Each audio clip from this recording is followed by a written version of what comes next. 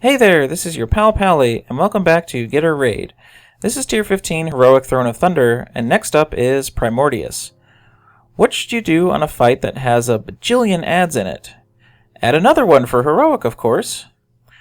The fight consists of dealing with this extra bigger slime add, and then dealing with all of the other normal mode mechanics. You'll have to have 2 tanks for the fight, and it can be 2 healed. So what's the new add do? Well, it is called a Viscous Horror, and is a fairly simple add. It will stack up a dot on its tank, but that dot actually helps you kill Primordius faster, so it's a good and bad thing. The big, huge thing to know about the Horror is that it can't get close to Primordius. If it does, it will explode and goodbye raid. 999,000 nature damage to everyone. Why they didn't just put it at a cool 1,000,000, I'll never know, but whatever, it still kills everyone. The only other change to the fight is that Primordius himself can have 4 mutations at the same time instead of just the 3 that he has on normal mode. All that comes out to be is more raid damage to heal. But I will note that given the extra raid damage, you should probably pay a little bit more attention to the mutations he has. The 2 in particular to watch out for are the Volatile Pathogen and the Erupting Pustules.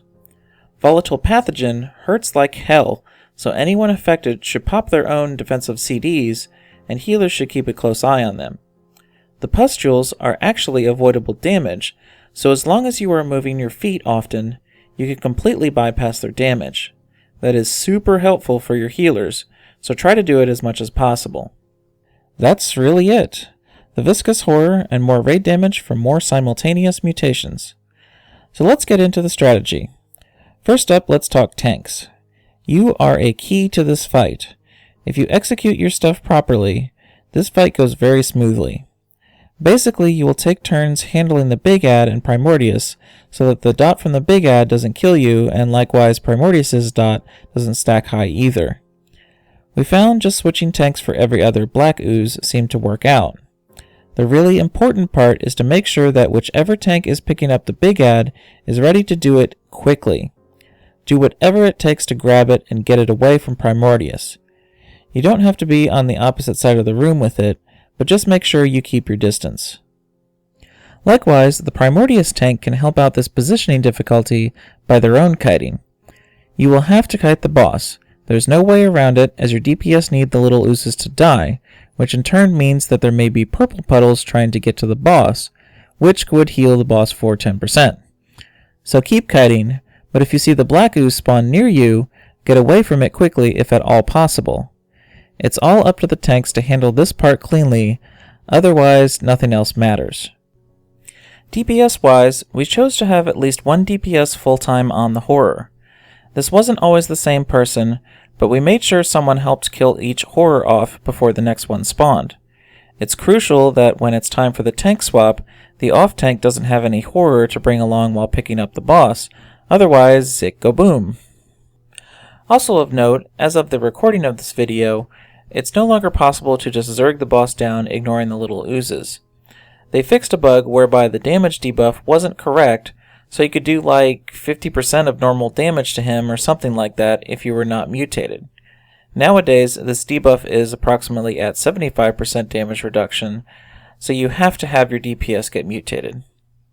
What we chose to do here was send out 3 DPS to get mutated, and then the other 3 would get mutated after that. This kept up consistent DPS on the boss, and kept the little oozes dying throughout the fight. That in turn allowed for fewer evolutions by the boss, thus reducing raid damage for a while. As I mentioned, we did have 1 DPS full-time on the black ooze, which was our Warlock here. We just had one of the mutated DPS cover for the Warlock while he got mutated, and then they switched back off to their normal duties once everyone was mutated. Our Warlock also focused on getting down as many of the little oozes in his spare time as he could, so that there was a good supply of helpful puddles around the room for healers and even tanks to pick up. It also helped remutate people once their initial mutations wore off. I'd recommend doing something similar as well. When to burn Lust is a good question, and we settled on doing it once everyone was mutated for a second time. This seemed to push him quickly down to execute range, and then we could just finish him off. Obviously, this call would be dependent on the strength of your DPS and whether you are 2 or 3 healing it. We had another 2+ minutes on Enrage, so there probably would have been time for people to get mutated a 3rd time, but it would have been close. I was in the first group of DPS to get mutated, and I had about 45 seconds left of mutation to go, so take that as an average for figuring out DPS. And really, that's all there is to it. Pay attention to all the normal mode mechanics as well, like for instance I had to remind the raid to stack in the circle for caustic gas to share the damage. Just get your mutation on, and keep the black viscous horror away from Primordius, and this fight will go down for you. Thanks for watching, and please comment, like, and or subscribe to the video if you found it helpful, and have a good one!